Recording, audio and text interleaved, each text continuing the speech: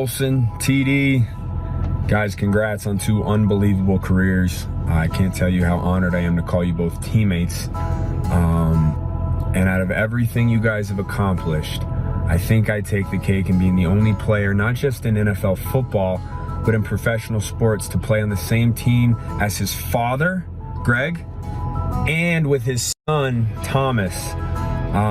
So following in your footsteps, Greg, everything you've taught me as a father, and then passing it along to my son, Thomas, was something that it goes way beyond sports. So thank you guys for giving me that opportunity.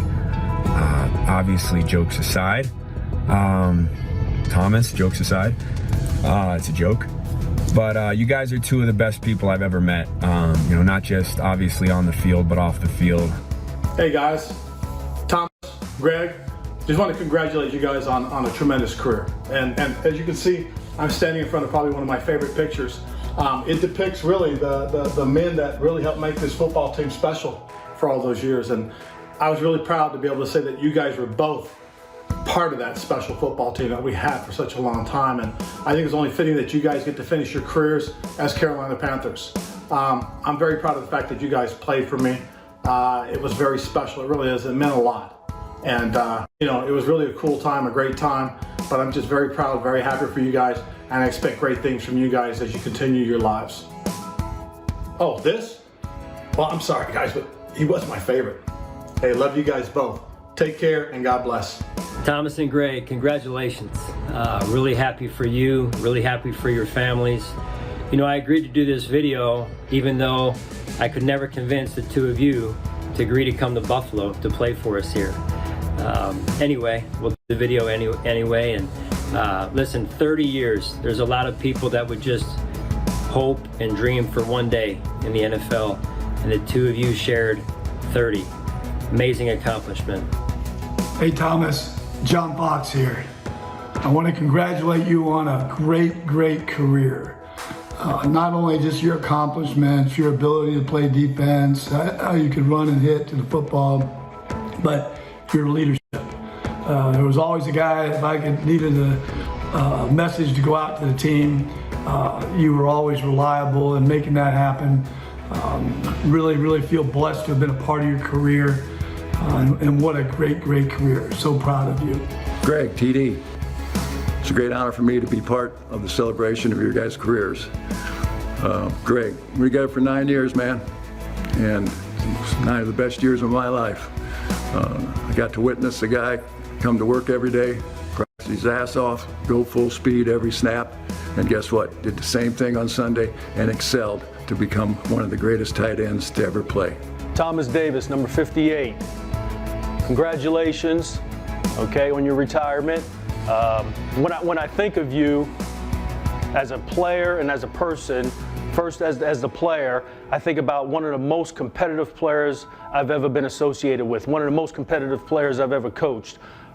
In the face of adversity, all the things that you've had to overcome throughout the course of your career has developed and made you into the strong person that you are today for this community and for your family.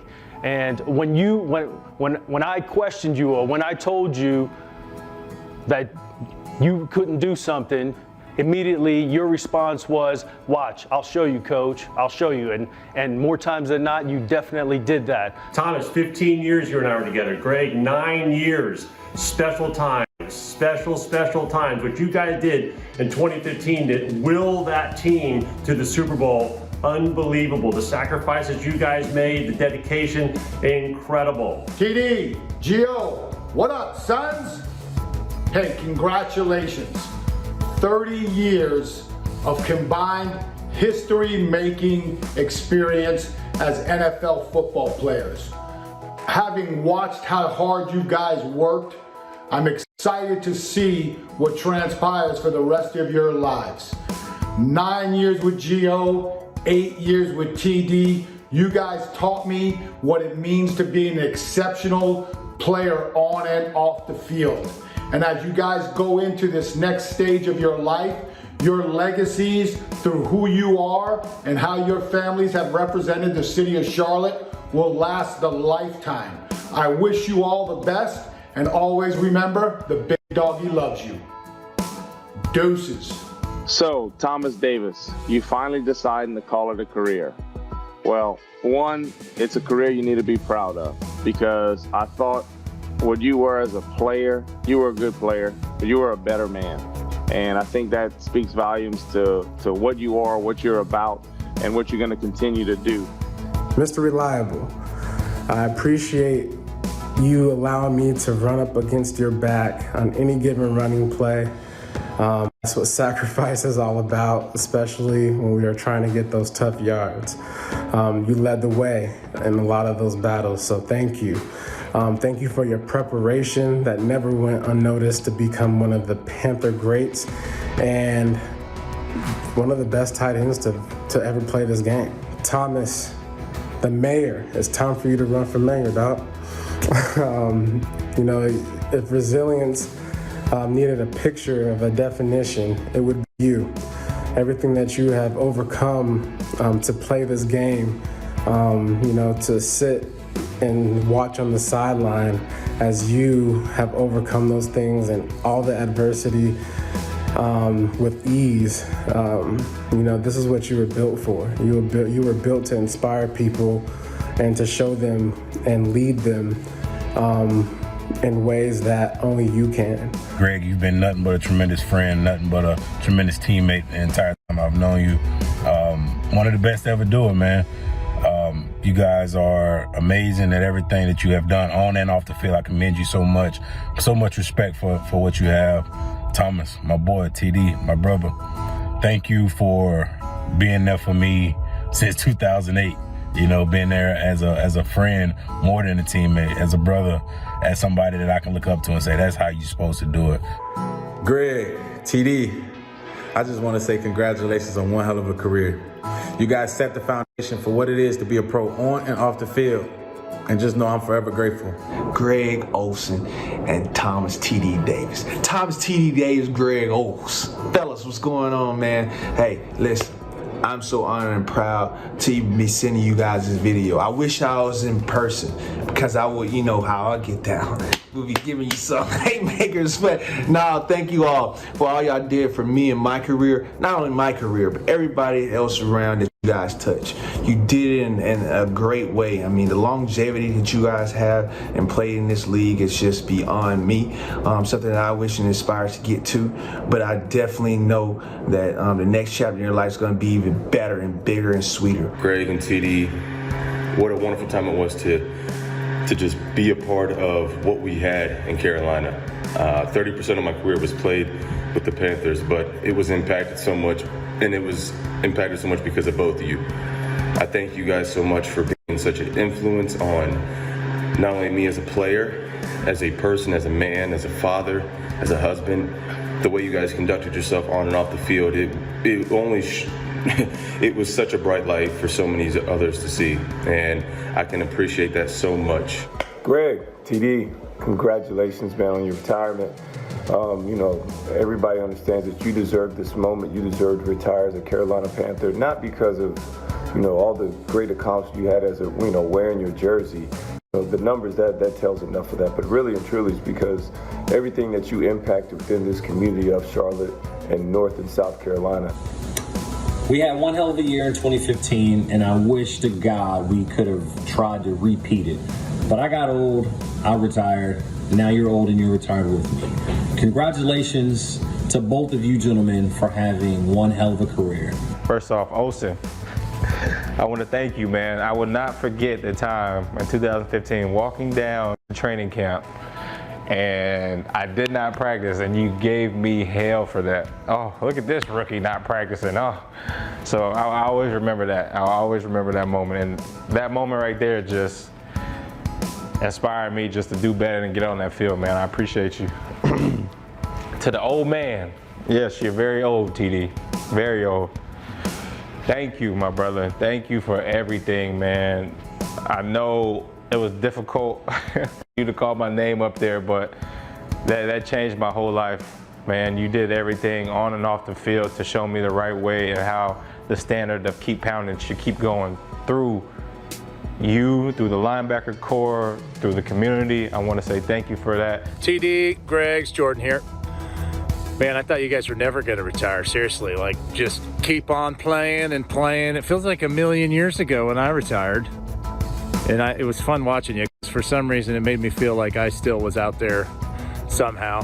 TD, I'll never forget the fact that I'm in fact faster than you. As you know, don't shake your head. It's true. I could cut you off backside every time for a few years until you finally realized how to play linebacker.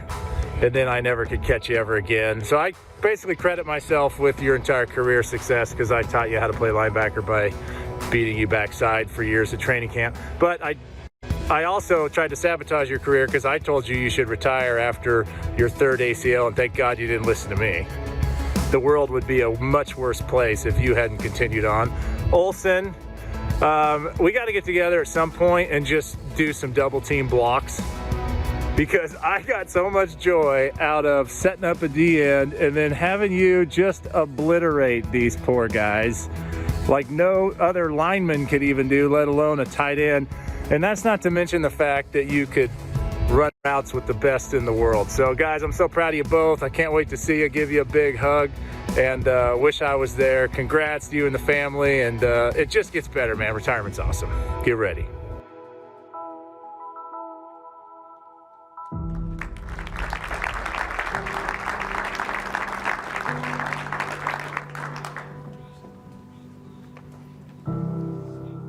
To our digital audience looking in and listening in, to those of you gathered here today, welcome to the Red Zone at Bank of America Stadium.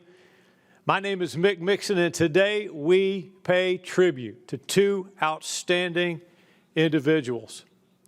Two who are the embodiment of class, toughness, sacrifice, dignity, hard work, and grace under pressure. And then we'll honor their husbands, Thomas Davis and Greg Olsen, who played football for the Carolina Panthers.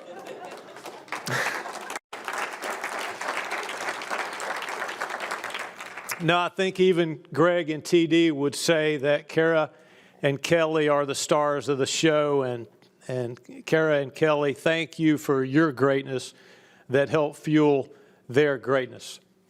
Now, luminaries are everywhere. We have some former players here. I'll miss some, I know, but players such as Charles Johnson, Nate Sally, John Beeson, Luke Kuechly, Captain Munnerlyn. Saw Chris Manhertz walk in. So thank you guys for being here as well. Now, before we hear from Greg and TD, please help me welcome to the podium the owner of the Carolina Panthers, ladies and gentlemen, Mr. David Tepper.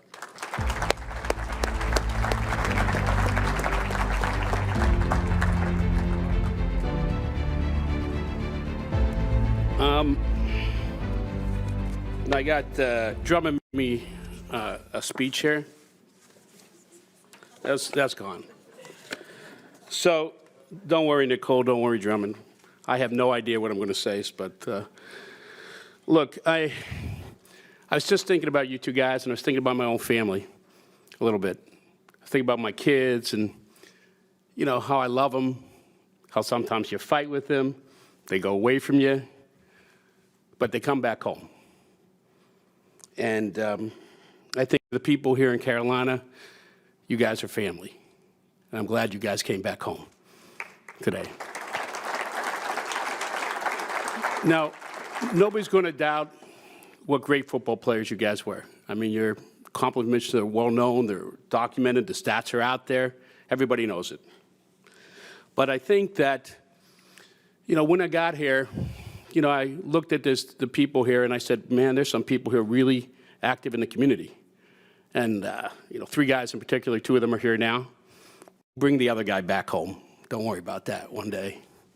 And, you know, what I really got to know what you guys meant to the community in a few different ways. When we were at the Children's Hospital event with you, Greg, I could see your passion.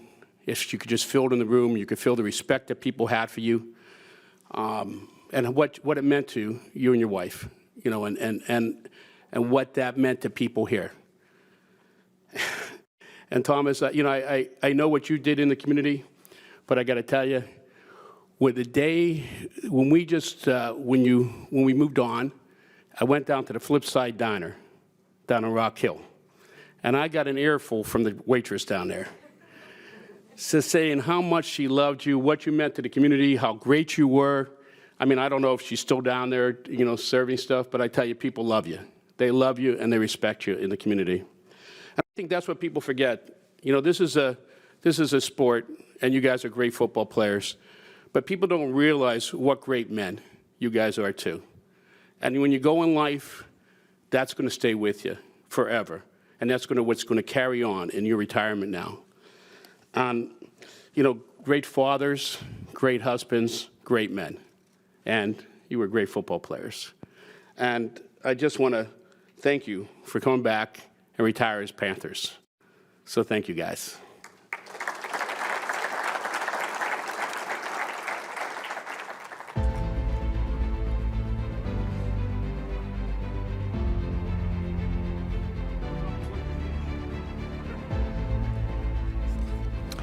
Thank you, Dave. So come with me in your mind to training camp years ago. It's an oppressively hot early August day, and on the practice field, the farthest practice field in the corner from where the players come up for the locker room and to get something to drink and get showered. A hot morning practice ends, and I'm standing there with my reporter's notepad, Panther baseball cap on, mechanical pencil, trying to make my 152 pounds look as robust as possible. And the tight ends come walking towards me. So I click my pencil, and I got my reporter's notepad ready, and I look up at this group of tight ends, these proud warriors, and I say, is tight end considered a skill position? Well, Richie Brockle, he knew I was just kidding him around, so he's smiling. I think Ed Dixon's smiling. They walk past me. But this question flies all over the great Greg Olsen. He stops, and he stands over me like a big chicken hawk. And he looks down at me, and with utter contempt and disdain in his voice for my question, he says, "Hell yeah, dude." And he was so big and so sweaty and so Greg Olsen-y that I think I actually wrote down in my book, okay, I got it, tight end equals skill position. So getting a hell yeah, dude out of Greg Olsen that day remains one of the proudest moments of my life. So is tight end a skill position? Well, as you're about to see on this video, the way Greg Olsen rolled, he brought amazing skill to the position, both on and off the field. Panthers tight end Greg Olsen and his wife teamed up with Levine Children's Hospital, announcing the first cardiac neurodevelopment program in the Southeast. Hi, Caden. How are you? Well, I'm glad you're doing well, bud. They've started the Hardest Yard Foundation, which provides families with potentially life-saving home care. To go to one facility and have one comprehensive program that will identify all the needs: cognitive delays, speech delays, behavioral, social. He is really something. Such a great ambassador to our game. End zone, one-handed grab. Are you serious? Olsen, leaping catch for the touchdown. He's the first NFL tight end ever to put 3,000-plus yard receiving campaigns in the book. Cam Newton throws a pass. Olsen end zone. Caught, touchdown! Oh my goodness! What an unbelievable, respect-taking road win. I see that.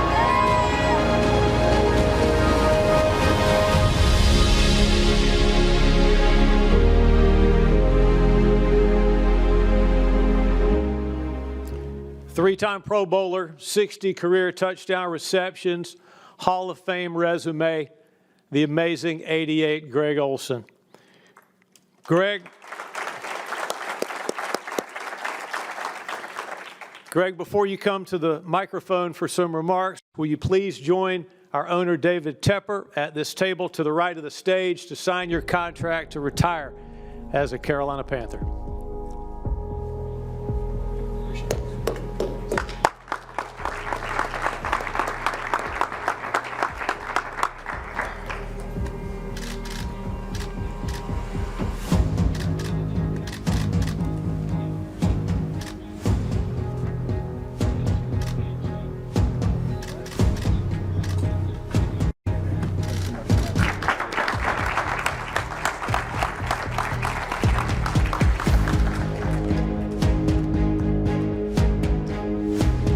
talked to Drew. I thought the signing bonus would be bigger.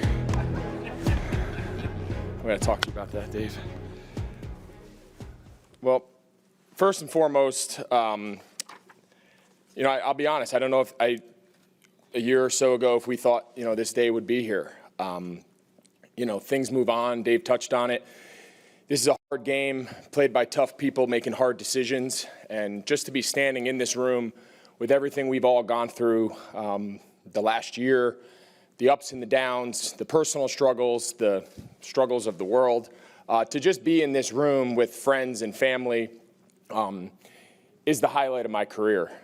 So first and foremost, Mr. Tepper, thank you for inviting my family back. It means a great deal. You know how we feel about this community. To be here and look across the room and see people we consider family. I mean, guys, we spent a lot of times with. Drum, thanks for putting this together. Ryan Anderson, Coach Rule, I know we didn't get a chance to work together, but the last thing I told you before I walked out of your office was I'm always going to be a fan of yours and wish for your success, whether I'm a part of it or not. At the time, I was still on the team technically. But that was the last thing I ever said to you, and I mean that. So for you guys to open back up and let my family have this day, it means a great deal to us. Thank you. From the bottom of my heart, thank you so much. So when Mr. Tepper called me to ask me if I was open to doing this, of course I said yes. And then a couple days or a week later, Ryan Anderson called me and he said, "Hey, we want to do it with Thomas. Is that something you'd be interested in?" And I said, "Are you kidding me?" Like, of course. I mean, what a better honor to go in, a guy I love and I respect and great. I said, "I'm not gonna lie though, I'm a little nervous. I mean, you guys see this outfit that he's wearing?" I said, "I'm going to come up here on like a big day in my career and this guy's going to outshine me. And I'm not sure if I'm ready for that." But it happened. I was true. That's the greatest outfit I've ever seen. And it doesn't surprise me. All seriousness though, when I first got here in 2011, the Ryan Khalils and the Jordan Grosses, the Thomas Davises, it was real evident who ran this team. Who were the guys that I needed to win over as the new guy coming into training camp? Who were the guys that I needed to earn their respect from my performance? Here's some random kid from Chicago who got traded here. Can he play? The last time I played you guys, I fumbled twice. Thanks, Voth, for pointing that out to everybody. He made me fumble once. Voth decided to put that on Twitter last week. That was fun. But the guy who really rose to the top of the, amongst the top of the list was Thomas. And we didn't know each other at all. We had played against each other, always had a lot of respect for him, knew part of his story and part of his background. But little did I know just the impact that this guy was going to have on me. We didn't play the same position. We didn't play on this side of the ball. We never sat in a meeting together. But just the friendship that we formed, getting to know Kelly and the kids and your parents and your family. I mean, so many people that I got to see again for the first time. To share this moment with you, Thomas and Kelly and the entire family, I don't know if I would ask to do it any different. I mean, the leadership that you guys showed to show us the way to give back, to show us what it meant to be bigger than a football player, to be a family that really embraced the community, both here and back home where you guys grew up, was an unbelievable inspiration for Kara and I. When we went down our journey and tried to find our way of engaging with the community, you guys were our lead. We followed the path that you guys had set. And one of my favorite memories of my whole career involves you guys. We were going to the Man of the Year, and the second time was in, it was in Minnesota. And I had lost the year before, and we're like, oh, we're going to get it. But Kara and I were nervous and whatnot. I was like, what am I going to say if I win? Is there any chance I actually win? And we showed up, and we didn't know Thomas and Kelly had flown out and were sitting next to us in the audience when we sat there. And Thomas, of course, had won, years before, and just listening to his speech, and I always imagined, like, was I going to be able to deliver a speech like that? And, just to have Thomas and Kelly share that moment with us as just friends, as just people who had been down that road, and to have their support. They didn't need to fly out there to sit by Kara and I. He had won his Man of the Year. He had done his thing. He didn't need to come out there and support us, but they did. And I just think that's a testament to the whole family, to Thomas and Kelly and the kids. You guys, it's been awesome to get to watch you guys. When you walked in, I said, Kelly, what is going on with your kids? Why are they so big? But when I met you guys, they were like mine. So I just want you guys to know, to share this day with you, TD, is an unbelievably humbling, and I'm so grateful for that. And Kelly, you guys have been great friends. So thanks for letting us share this day. I know this day means a lot to you, but just know your presence here to share this with you means a great deal to our family. So we love you guys, and just wanted to first start off with that. A lot of my background into football, I gotta stop looking at my mom. She's gonna make me cry. You know, my football story is unique and of its own, but if it wasn't for my dad, I never would have played football. I remember we were kids and we would watch the Hall of Fame speeches, and like I remember growing up saying, like, could I ever give that speech and like hold it together? Obviously I can't. I'm not a crier, but like I can't stress the impact playing for my dad as my high school football coach and learning the game of football, going to camps as kids like my own, sleeping on dorms at Penn State, sleeping on the floor at Rutgers, traveling around to coaches' clinics, and just learning the game through him. He was my first coach. He was my best coach. No offense to everybody else. But like, he's now my kids' coach. We coach together. He's still my coach. He would call me after every game. I'll never forget, I had like a game where I had like 10 catches and I dropped the ball on the sideline, and after the game, I'm feeling good about myself. And I'm like, yo, it was a good game, whatever. He's like, what happened on the sideline? I was like, Jesus. I was like, I caught 10 balls. I missed one. Give the guy a break. But that was him. And the traits that he taught me, not only through football, but just as my dad, and about perseverance and toughness and grit and fight, was what I always hoped my career embodied. You know, I was never the best athlete. I was never the fastest guy. I was never the most talented guy, but no one was ever going to outwork me. No one was ever going to outfight me. And that was the way we were expected to play. That was the way we were expected to live every day of our lives. And sometimes, my brother Kevin's here, he can probably attest, sometimes it wasn't great. But looking back on it, I'm not standing here if it wasn't for him. And so first and foremost, my journey to get to this podium today and to have those accolades and the catches and all that aren't possible if it wasn't for him. And he had shoulder surgery last week, so he's struggling. But I made sure that he was going to be okay to be here, because my journey to this day started with him and the man I am. And then I got to not look at my mom. My mom is and was the center of our lives growing up. All boys, sports family, football, old school football coach as a husband, hard on us. She was the balancing act, and she would admit it, maybe sometimes too much. But she was the compensation. She was the yin to his yang, and it worked for us. Our family dynamic worked for us. I'll never forget, I mean, you talk about toughness and perseverance and lessons that I've carried with me to this day. My junior year in high school, watching her go through chemotherapy, battling cancer, coming to games, you know, wearing a wig and a hat underneath the bleachers, not feeling good. She never missed a game. And like, again, you're a 16-year-old kid, but like, and at the time you don't realize, but now looking back, like, all of that stuff made such an impact on who I am, the father I've been able to be, the husband, and you know, so my journey starts with my parents. I'm forever grateful for what you guys have done for me, the sacrifices. We're still making new memories now with other things going on in our life, but I wouldn't be standing here today if it wasn't for you guys. So I love you guys. Thank you. I got one of my brothers here. My other brother's not here. My one thing that I've never let my dad live down was he had 3 kids. He made 2 of them quarterbacks, and he made 1 of them a tight end. And if any of you guys know how NFL football goes, you want to play quarterback. You don't want to play tight end. So I had an older brother who was a year older than me, Chris. He's not here. He was my first quarterback. Until I went to college, or really my senior year in high school, I never caught a pass from anybody else in the world. He was my first quarterback. We were only a year apart. He was my best friend growing up. Fight, but best friends. And, you know, learned the game with Dad through that. Forever grateful for those memories.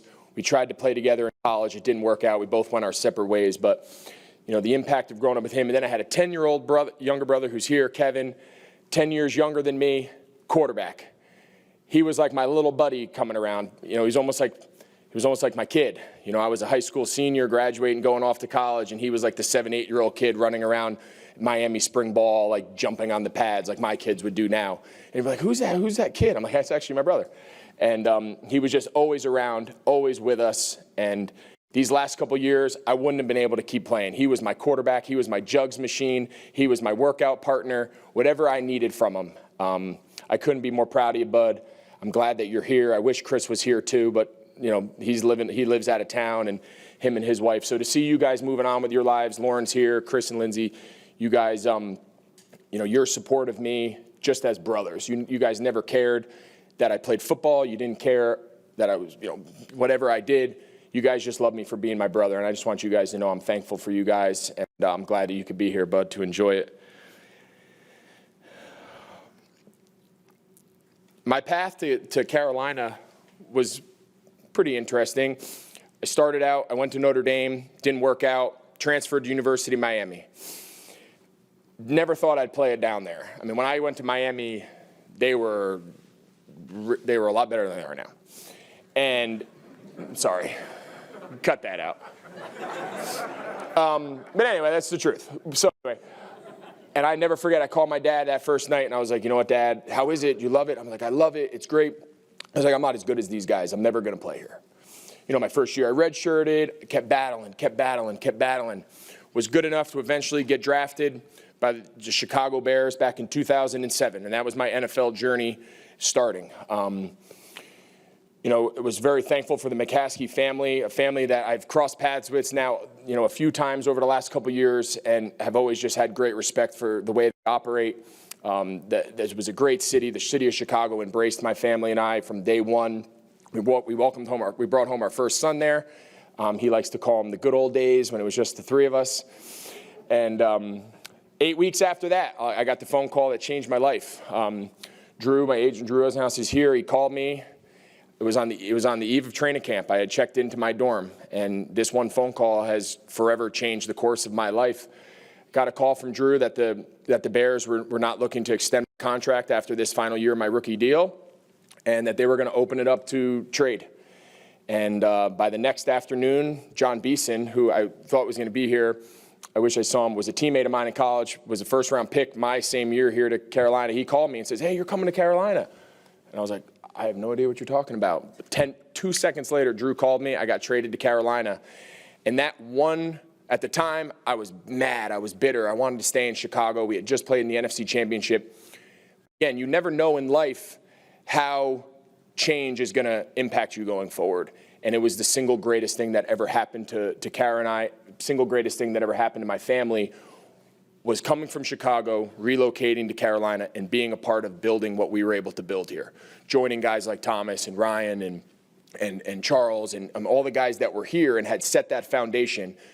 I was happy to come in and play my part to building what we felt we took a lot of pride in what we had built over the years here. And you know, my time here, I don't have enough time. I'm a talker, but I don't have enough time, so I want Thomas to have his moment. But I could go on. And when I think about my memories here and I look around this room, every guy I see, you know, when I see, you know, Mike Anderson and you know, Matt Allen and Claire, and I think of like Friday bow time and like sitting around, and Friday after practice, we're sitting around eating biscuits and chicken fingers, and by the end of the year, our table was like 50 people deep, right? Like people from all aspects of the building. And we were you had to be there. Like, those are the memories I think about. Those were the memories that made this place so special. We won our fair share of games. We had our magical wins. We had our plays that stick out. But the people were what made this place so unique. You know, guys that are lifelong friends. I touched on Thomas. I know Luke's here somewhere, lifelong friend. JJ, Chris Manhertz is here. Tolbert. I mean, guys that I'm so fortunate to be able to call like some of my best friends that I've ever had. Just fate brought us together. That random trade in 2011 where I didn't even know where Charlotte, I didn't know if it was North or South Carolina. I had never been here.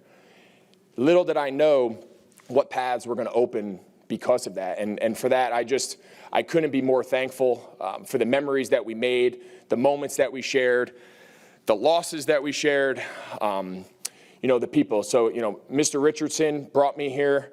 I couldn't be more thankful for him, what he did for my family at some of our toughest times, to go out of his way and go above and beyond. I know he means a lot to a lot of other guys around here, but I'd be remiss if I didn't take a moment to thank him for opening his arms and welcoming me and my family here to Carolina. Ron, Coach Rivera, he's somebody that I still keep in great contact with. Almost went and joined Thomas with them in Washington this year, ended up going out west. It's another conversation. But, just these guys, Coach Hanner, Pete, 9 years, good old Pete. And how you saw him in that video is how he coached me for 9 years.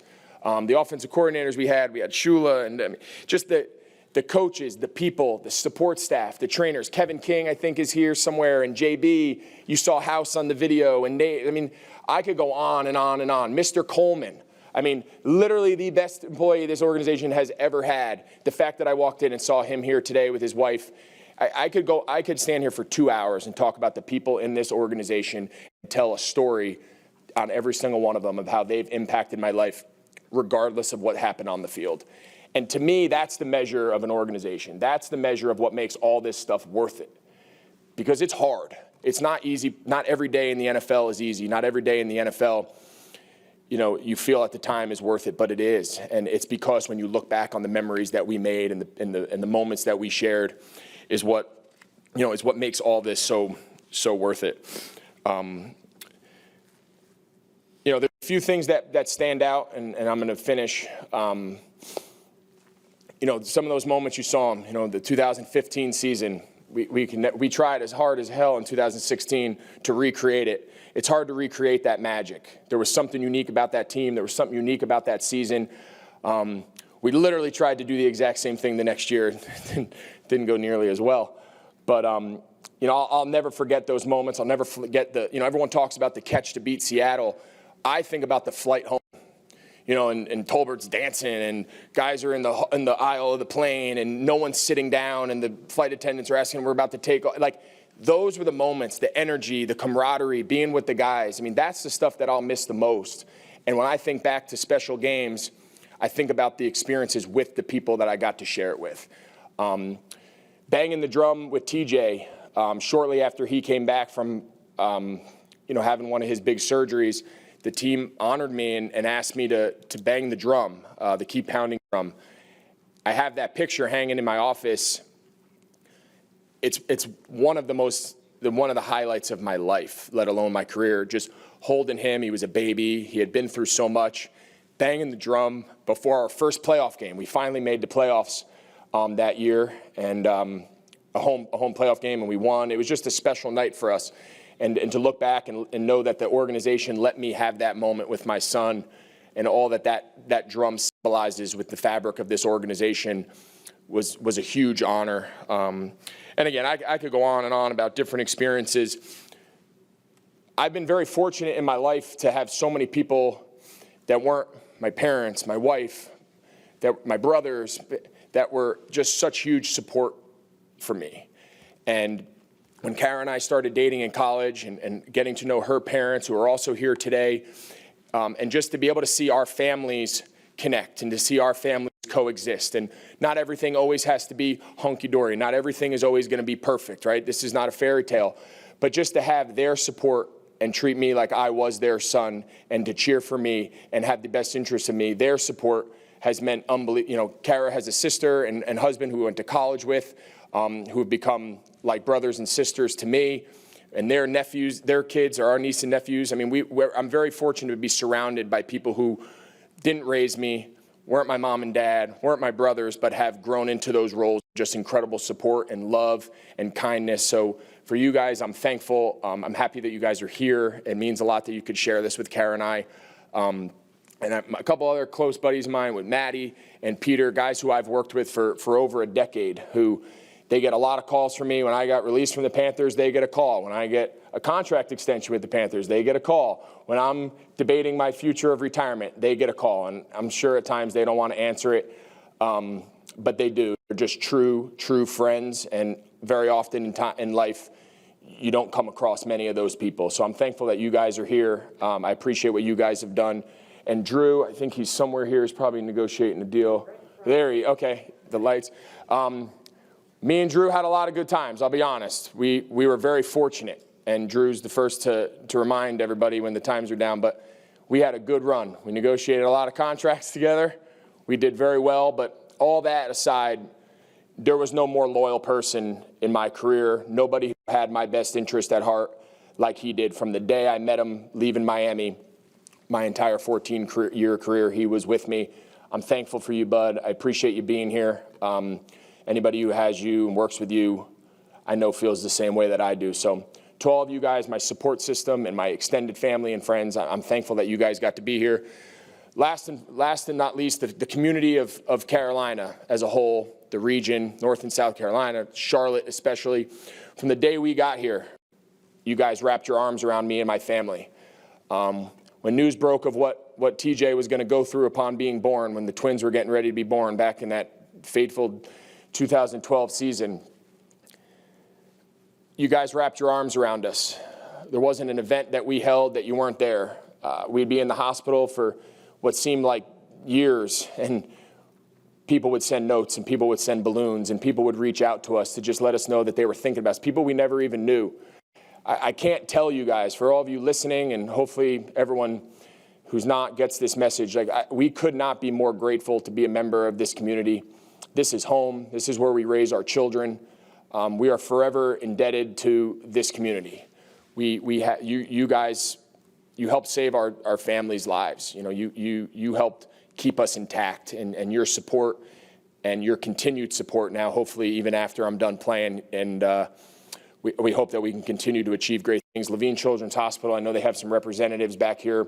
You literally saved our kid's life. We didn't even know you existed until we needed you.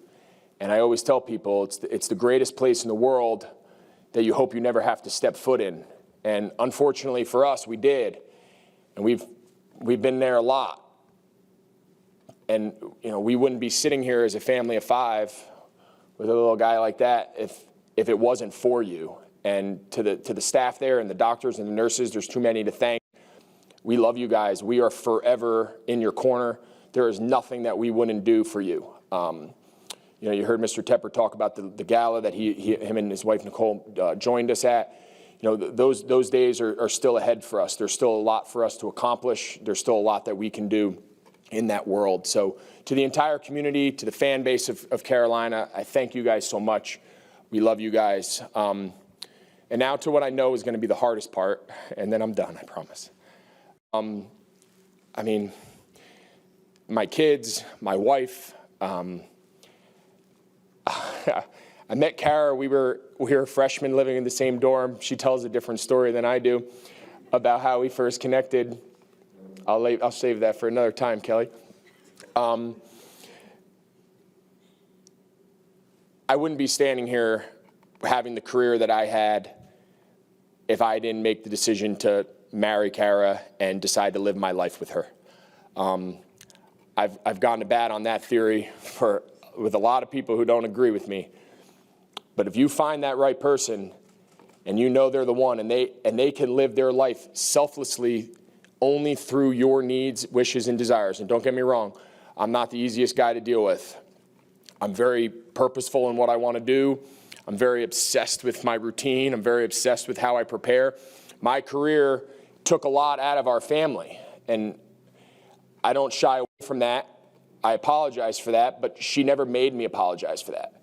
She understood it was a team effort for us to live this life. For me to be a professional football player was not just me off on my own and pressure to get back because we got things to do. No, my career and my dreams and my goals were always at the top of her priority list. And I just can't imagine, doing this with anybody else. Tate, it's like looking in a mirror. He's my little buddy. He's living my life from 30 years ago. I love you, bud. I'm proud of you. You are my little clone, good and bad. Your mommy reminds me of that a lot. And I love you, pal. I'm glad you got to experience my career. I'm glad that you got to be a part of it. I hope you're old enough to remember a lot of the good times. My one regret is I wish I could have had some more of those special years and special moments when you were a little older, because I think you would have loved it. And Tally, you're like our little ray of sunshine.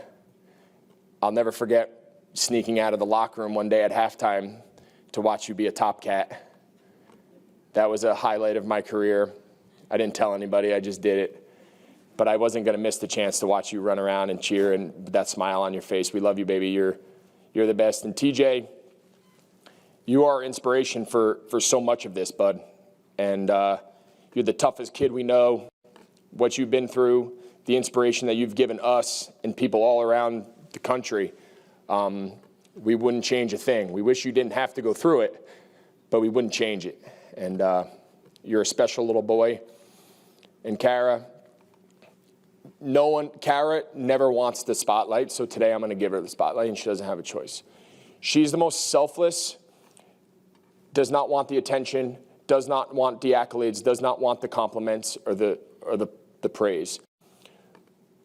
But she deserves it. And when Mick said it at the front of this ceremony as a joke is the truth. She's the most special person I've ever met.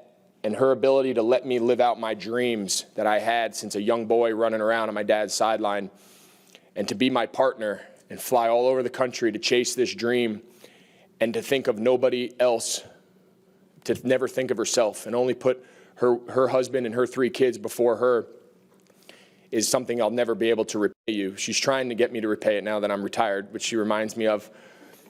But that's going to be a process. But Kara, words can't sum up the impact you've had on my life, and the ability to stand here and call you my wife and call you my best friend and my partner to get to this point has been the greatest experience in my life.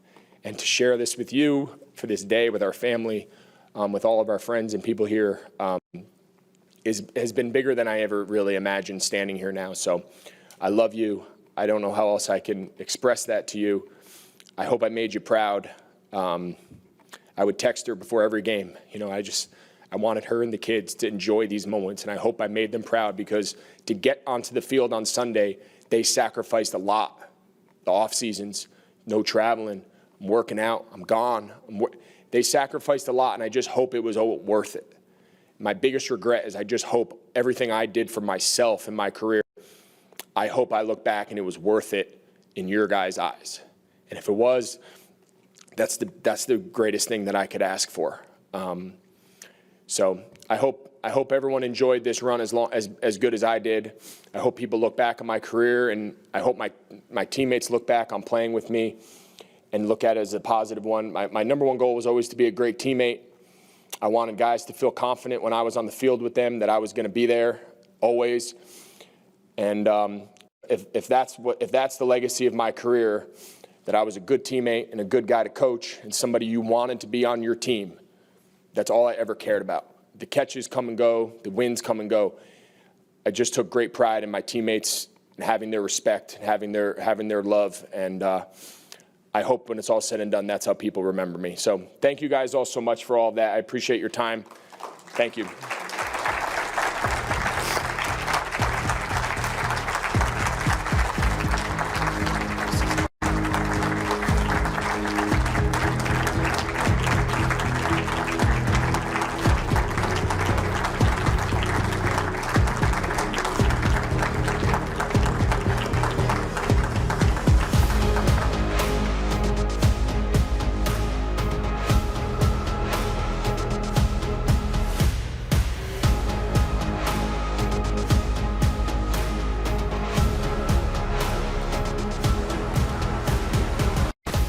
It was the summer of 2014, and I'd been invited to speak at a Charlotte Sportsman's Club event at Myers Park Highfalutin Country Club.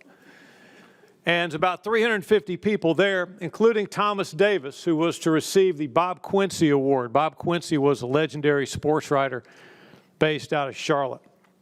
The organizers wanted your humble correspondent to do about 20-minute speech and then take questions. So after my speech, the first question came from this old boy, pot-bellied, gray-headed gentleman in a red checkered sport coat who, to my eye, had had several cocktails. And he stood up and he said, Mick, I want to know what effect you think the Greg Hardy situation will have on our football team this season.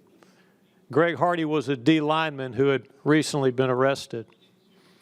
So as I'm contemplating how I'm going to respond to that fastball right at my chin from this gentleman, I notice at a table down to my left, about 74 inches and 250 pounds of NFL linebackers stand up and reach up for the microphone.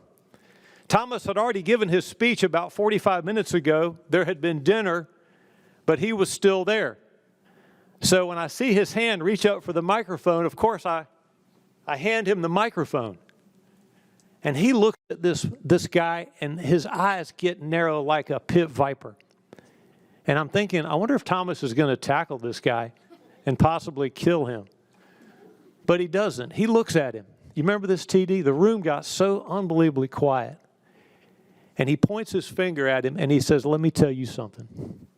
I talked to Greg just today, and I told him when you put that jersey on, that Panther jersey, you're representing something a lot bigger than yourself. You're representing me, Luke, Greg, Cam, the rest of us. And you've got to hold yourself to a higher standard. All we know now is what he's been accused of. We'll let the story play out. But I think he got my message. And then TD handed me back the microphone. And I'm thinking, that went rather well. Are there any other questions for Thomas and me? And I wanted Thomas to come with me to Fayetteville the next Tuesday night to the Cumberland County Sportsman's Club. But driving home that night, I said to my wife when I got home, and I thought about this a lot, I said, you know, for just a second, a millisecond in my life, I realized what it would be like to be a teammate of Thomas Davis or to have Tim as a teammate. Because when this amazing man and this incredible athlete has your back, he doesn't just have your back. He's got your sides, your front, the top, and the bottom. And I'll never forget that night, TD. And it's things like what Greg brought up about him and things like that, the tremendous class, the currency that he traded in the locker room and in the community with absolute respect that makes him such a beloved figure today. So, ladies and gentlemen, will you now please direct your attention to the video screen?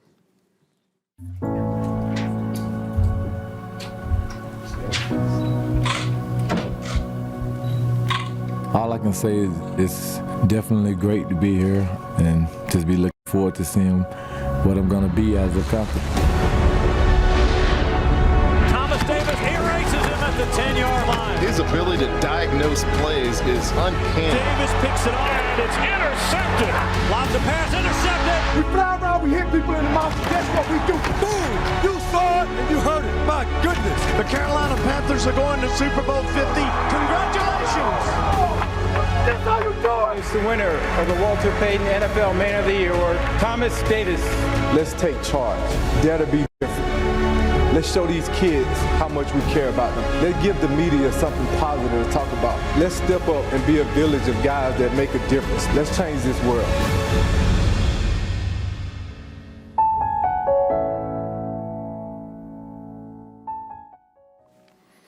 All right, TD, before you come up to the podium for your speech, will you please join owner David Tepper at the table to the right of the stage to sign your contract to retire as a Carolina Panther.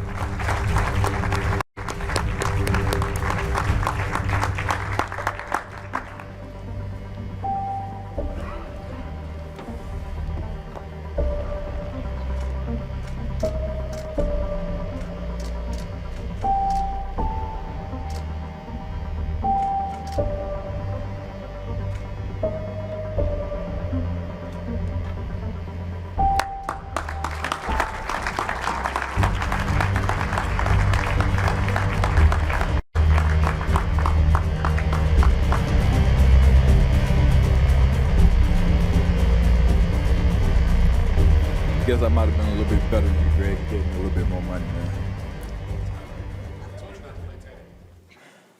man. Man, here we go. Y'all can get ready for it.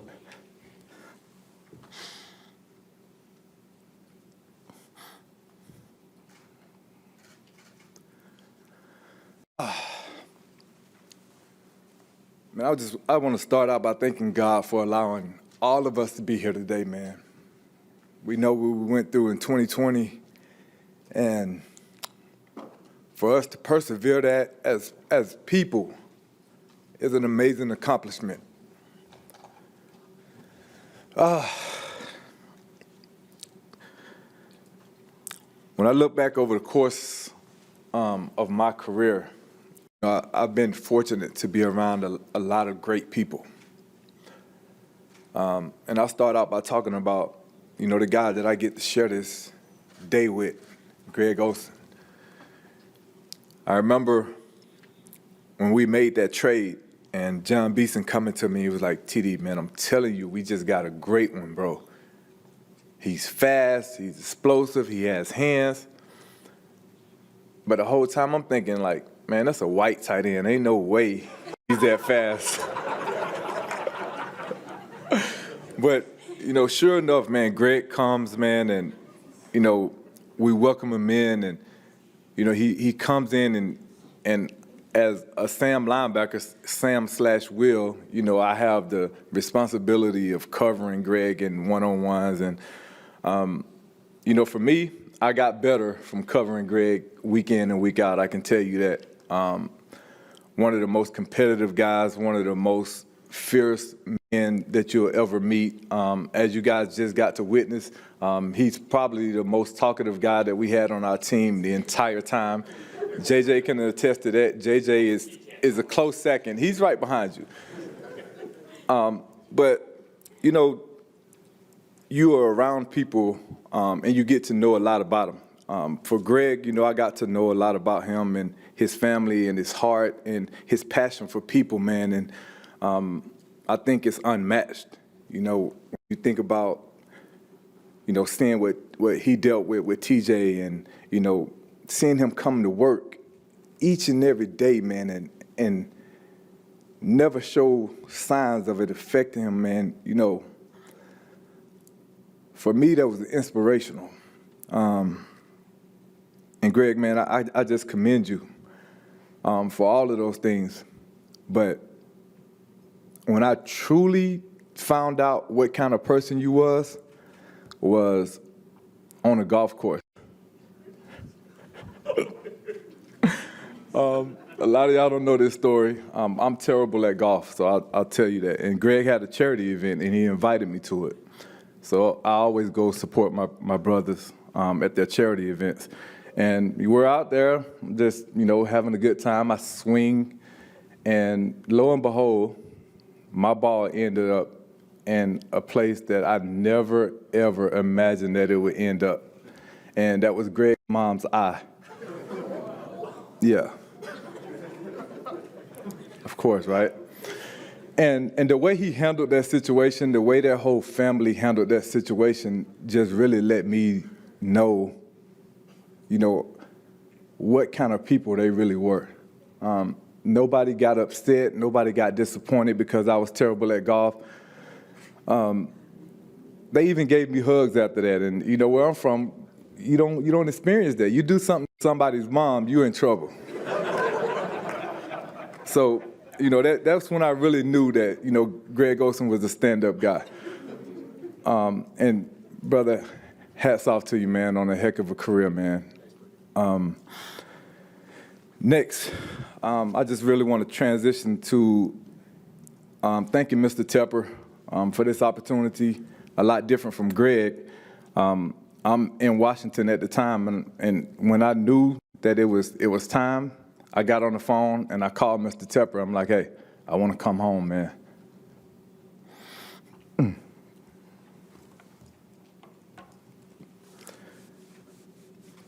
Man, this place, man.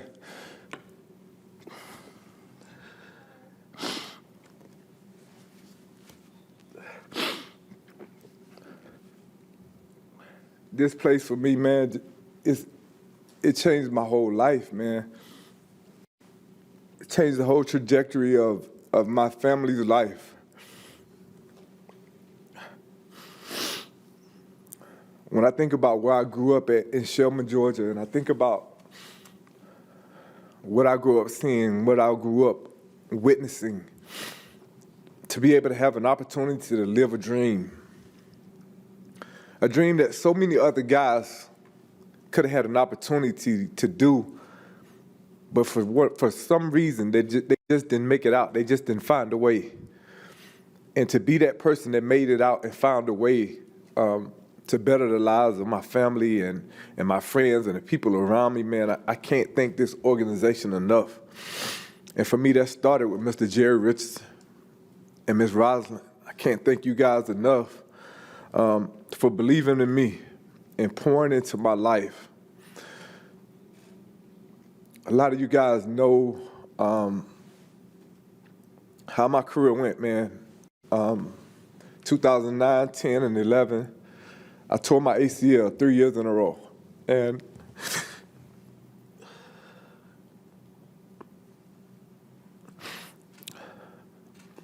I said I wasn't gonna cry, man. It's the first thing I started doing when I'm listening to Greg talk, so thank you, Greg. Last time I said I wasn't gonna cry was at my wedding, and I won that bet because I cut those vows short. But Mr. Richardson and Ms. Rosalind, man, Mr. Richardson was the one person out of a lot of people that believed in me when nobody else did. After I tore my ACL for the third time, we had a meeting that determined whether or not I was going to continue to be able to play football. And he told me, he said, I believe in you. And if you're willing to put yourself through it, I'm going to give you that opportunity.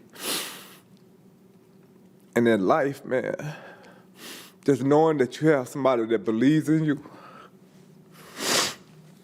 just knowing that you have an opportunity, you have a chance.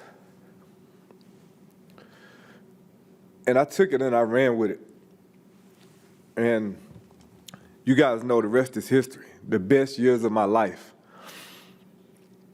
the best years of my career all happened after I tore my ACL for the third time. And when I think about those times and I think about all that went into it, a lot of you don't know,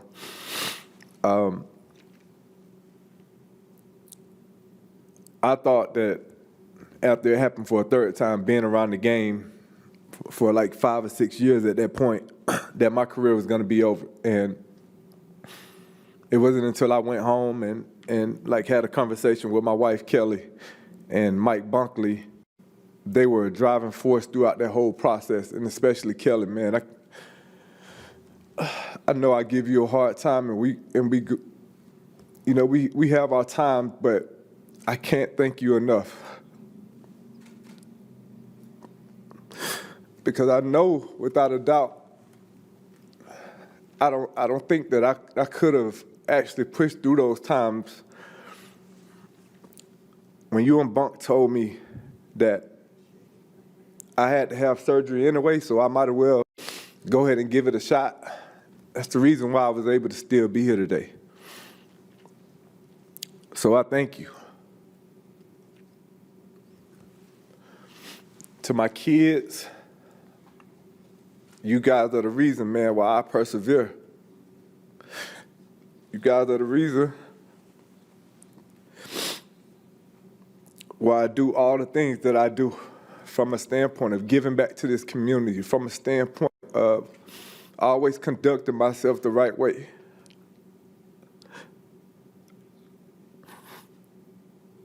I just try to be an example.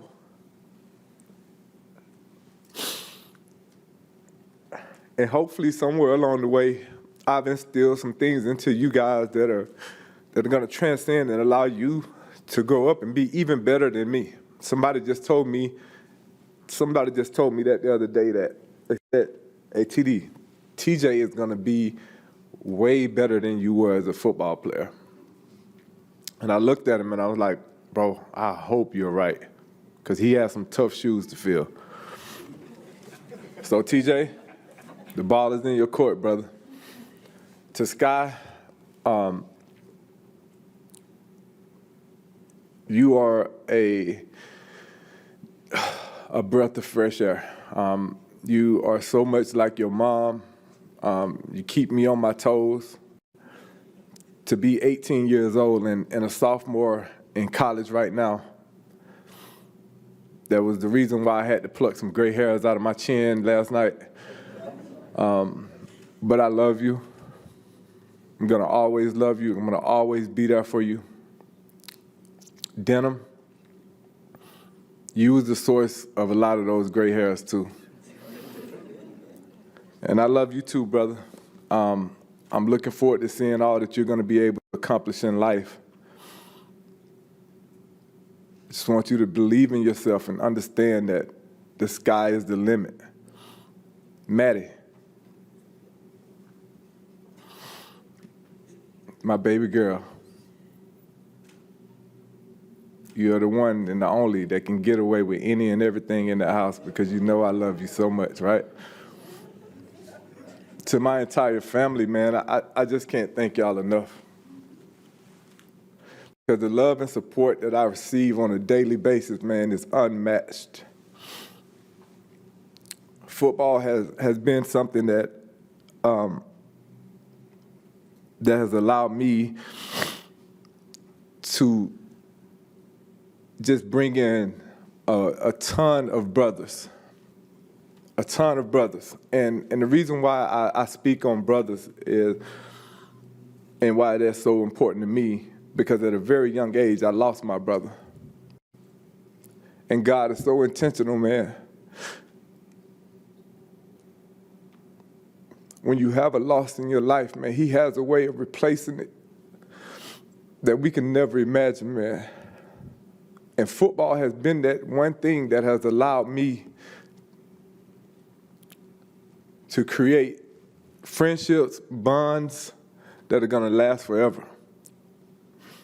Every time I walk into this building, I'm constantly reminded of all of the people that have poured into this place, all of the people that have poured into my life.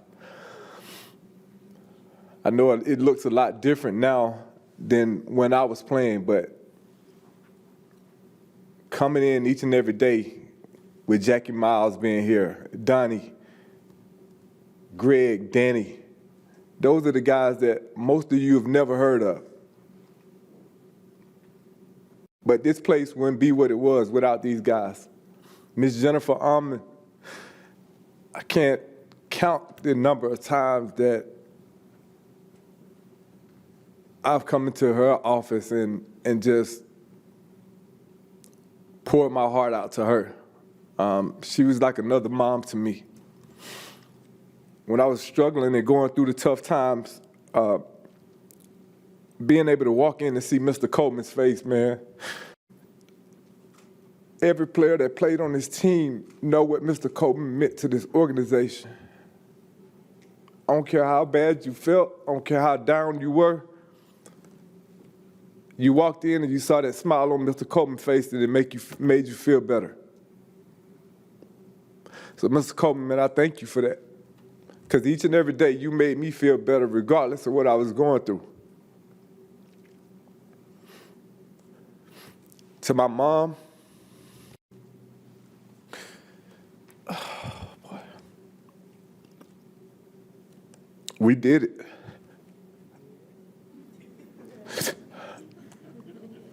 We did the unthinkable. We did what nobody else said that we could do. We did what nobody else believed that we can do. 16 years later, we accomplished something that a lot of people only dream of. I just wish that people really got to see the backstory and got to see the struggles that we went through to get here. And they will understand how sweet this moment is, why I'm so emotional. In case you guys haven't noticed yet, I wear my heart on my sleeve, obviously.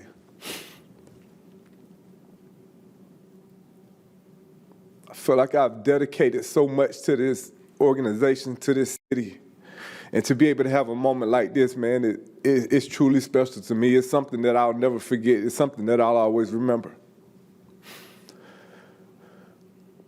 Panther Nation,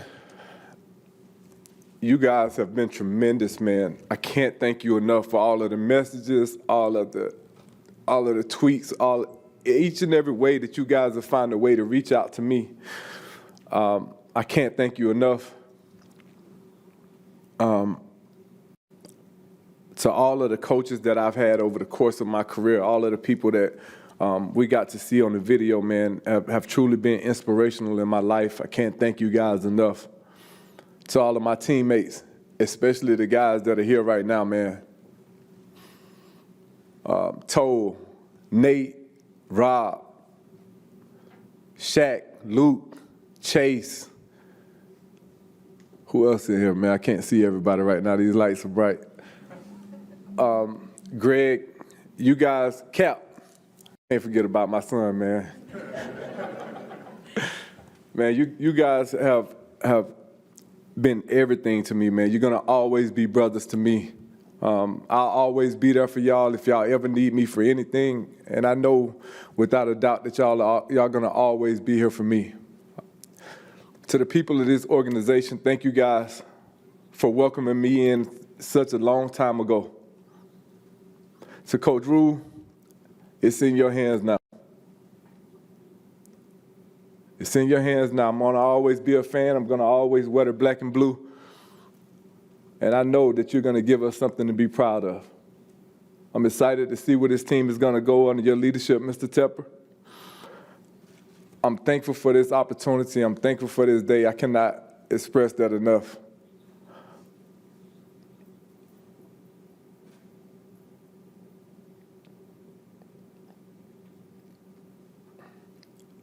This is an intentional time right now. I just want to make this moment last as long as I can.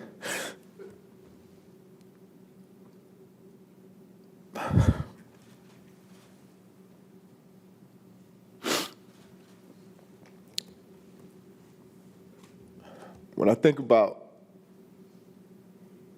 how my journey started,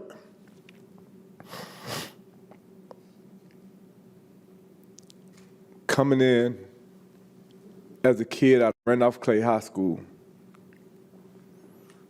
not having a scholarship opportunity. This message is for all the kids out there right now that are in a position or in a situation that may not be getting highly recruited or may not have an opportunity to really showcase your talents. Don't give up. Don't quit. Keep going. Keep pounding. As long as you continue to believe it can happen. Thank you.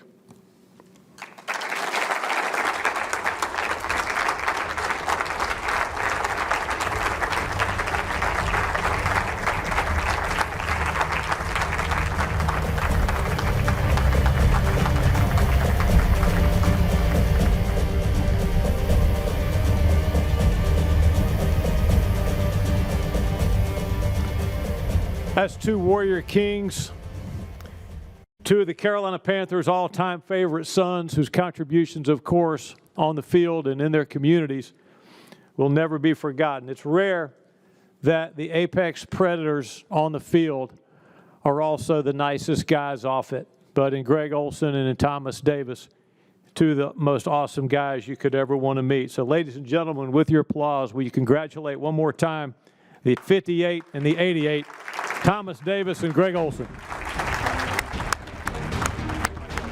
From this way. Greg and TD, if you will, come up to the stage now and take a seat so that we may visit with you briefly.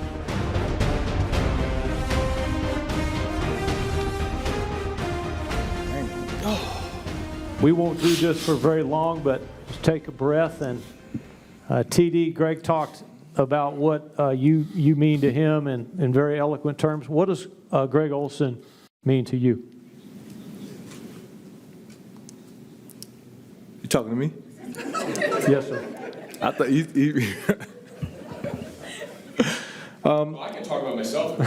we know that, Greg. But I mean, Greg means the world to me, honestly. You know, he's definitely a guy that, like I said, from day one, you know, he came in and he helped me become a much better player. he, like I said, was highly competitive. He worked us each and every day. We made sure that we went hard against each other each and every day. And I felt like from competing and going against Greg, practice was a lot harder than the games.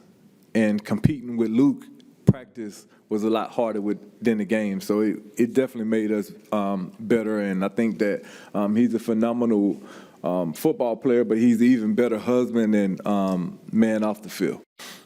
Greg, you talked about your mom struggles with cancer some, and then the heart condition that TJ was born with. How did those two events in your life shape who you are?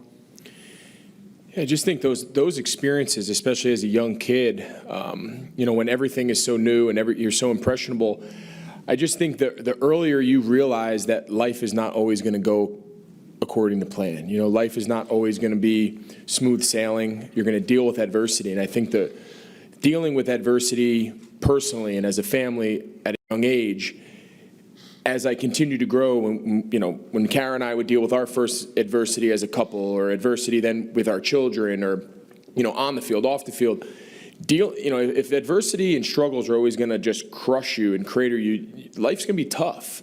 Because I don't know a person out there that has lived a life that hasn't faced struggle, that hasn't faced issues, and it's just been always something that I've tried to power through. I haven't always done a great job with it, but just those early life lessons that I was able to learn through the game of football and through just life in our family are things that I still try to carry forward and now instill in my kids. Try to put them in position where they might fail, put them in position where things are not always going to be handed to them, or things are not always going to just be a sense of entitlement.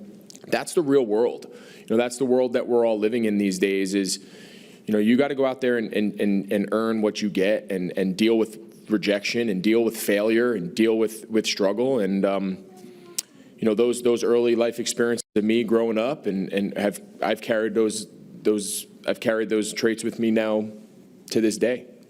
This will be the same question for you both. Thomas, how do you want to be remembered here? So for me, I just want to be remembered as a guy that made this space a much better space after being in it than not. Great. That's always been my goal. I wanted to come into this organization and first and foremost, really establish who I was as a football player. Fierce competitor, a guy that gave each and everything he had to the game. But I also wanted to make a huge impact in this community. I wanted the kids that looked like me, that was growing up like me, to know that they had the same opportunities as I did. And I wanted to create those and kind of even the playing field for some of those kids that were at a disadvantage when it comes to that. Greg, how do you want to be remembered here? Yeah, really the same way that I tried to live my career. I kind of touched on it at the end of my speech. I had one goal as a player. I wanted the other guys on the team, whether it was the other 10 guys in the huddle, the guys on defense, whoever it was, the coaches. I wanted, when I stepped in the huddle and when I was on the field, I wanted the other guys to feel better. I wanted them to know, and I might have caught zero pat. It had nothing to do with production. It had nothing to do with accolades. I took great pride in that Thomas Davis and Cam Newton, when he looked across from me in the huddle to call the play, that Cam Newton would go, I can trust this guy. I'm glad he's here. We're better off that he's in the huddle than if he wasn't. That was my greatest sense of pride. Anything aside from that, I could live with. I just wanted my teammates and my coaches to feel that way about me, from how I practiced, from how I prepared, to how diligent, all of those things that went into going on the field on Sunday. I wanted the guys on my team to say, I'm glad he's on my team. That's it. I wanted Cam to feel, when he needed a guy, that he could look across the huddle and be like, he's here, I got him. That bond and that connection meant everything to me. The results, the wins, the losses, 5 catches, 10 catches, no catches, 2 drops, whatever. I can live with the results. My teammates, my friends, my coaches, that was where I set all of my standards. If they respected me, how I acted, how I prepared, my presence on the team, I could live with the result. Let's wrap up the Q&A with this same question for you both. TD, you first. what are your plans now for after football? And not just what do you want to do, but how do you want to do it, and how do you plan to attack this next stage in your life? You know, I mean, I plan to attack this next stage the same way that I've attacked my whole career, man, as relentless as I possibly can. And the first thing that, you know, I really decided that I wanted to do was become an owner. And, you know, I'm an owner of the Charlotte Thunder Arena football team. And, you know, we have a game on March the 27th. So for the Panther fans that, you know, you guys don't have Panther football right now, you guys can come check us out. Charlotte Thunder football. Love that. Let's go. I'm assuming it's the same question for me. I'm the worst retired guy ever. My days have been busier now than they were before. My kid is sitting here chanting. He wants me to give his baseball team a shout out. So I will. That takes up a lot of our time. I'm going to work with Fox. I'm going to do some TV stuff this year. I signed a contract with them last year to dive into that world. So that'll keep me busy during the fall. The rest of the year, I'm going to be a dad. You know, I'm going to be a husband. I'm going to try to be better at a lot of the things that maybe I wasn't so great at the last 15 years as I kind of put myself before others, not proudly, but there was a purpose that we had, and there was things that needed to be done if I was going to continue to play this game. And as my career got longer and older, the work that went into it got longer and harder. And I still never wanted to step foot on the field and be bad. So I knew in order to not be bad, I needed to do a lot of things the rest of the year to try to keep my play up. And it took away from the kids. It took away from Kara at times. I like to being able to travel and not worry about what I eat and what time my workout is and what time I go to bed and all the things that I haven't been able to have a clear mind for 15 years.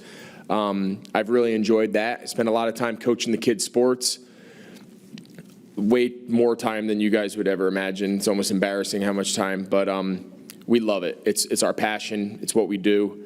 So I have plenty on my plate. Greg Olsen, Thomas Davis, congratulations. Thank you. And leave here today knowing that your legacies are secure as two of the all-time great Carolina Panthers. Thank you, guys. Thank you. And go Panthers. All right, that will conclude our event. Thank you, guys, for being a part of it. And keep pounding.